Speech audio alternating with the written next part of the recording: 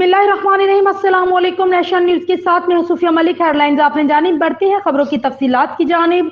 तुर्की ने मुल्क भर में social media platform Instagram block कर दिया। गैर मुल्की खबर एजेंसी की रिपोर्ट के मुताबिक तुर्की ने इंस्टाग्राम ब्लॉक करने की वजह वाज़ेह नहीं की, लेकिन मुल्क भर में इंस्टाग्राम मोबाइल एप्लीकेशन भी ब्लॉक है।